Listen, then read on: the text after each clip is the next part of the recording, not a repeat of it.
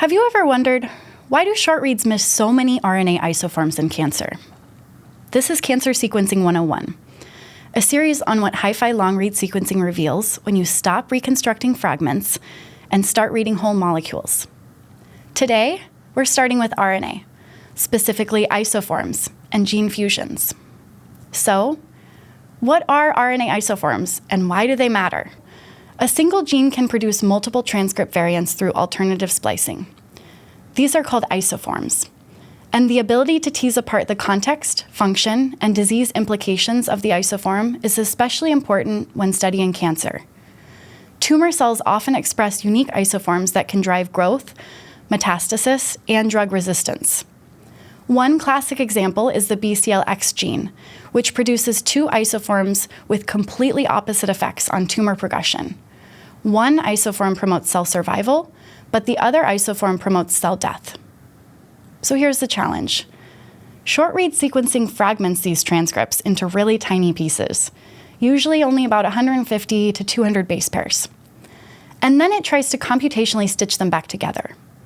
But the reconstruction usually captures only about 20 to 40% of the cancer transcriptome. And so with short reads, you're missing more than half of the story. HiFi long-read RNA sequencing with the Kinnex workflow takes a fundamentally different approach. You start out by generating full-length cDNA from your RNA. And then, Kinnex concatenates multiple transcripts together into longer molecules for sequencing. After sequencing is complete, each transcript is computationally segmented back out, giving you thousands of full-length reads per run. And each one captures a complete transcript from the 5' cap to the poly A tail. No assembly and no guesswork. The results are striking. In a study of HER2-positive breast cancer, researchers using the Iso-Seq method discovered nearly 100,000 novel isoforms. That's 2.5 times more than short reads found in the exact same samples. And many of these novel isoforms were enriched in oncogenes like ERBB2, the HER2 gene.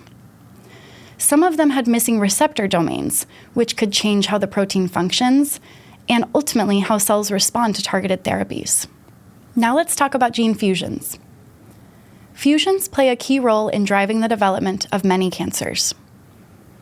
A fusion happens when parts of two different genes get joined together, creating a new hybrid transcript. Short reads can identify some fusion junctions, but they don't fully resolve individual fusion transcript structures, and they often miss more complex fusion events entirely.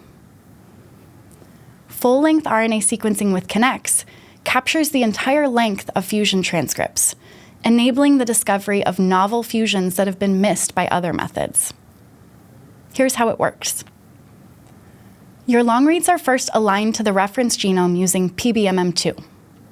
Then, the PB fusion workflow can annotate these alignments against the GenCode gene database, and it flags any reads that give two different genes.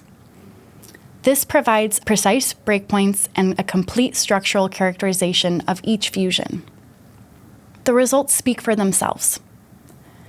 In a study of high-grade serous ovarian cancer, researchers found a fusion between IGF2BP2 and TESPA1 using long-read single-cell RNA sequencing.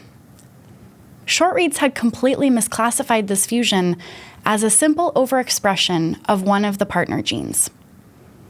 That's a meaningful difference, and it's one that could affect how you interpret the biology and potentially treatment decisions. If you'd like to explore more of the cancer biomarkers that HiFi sequencing can reveal, check out our interactive cancer body map. The link is in the description. And in our next video, we'll dive into how HiFi reads the cancer epigenome.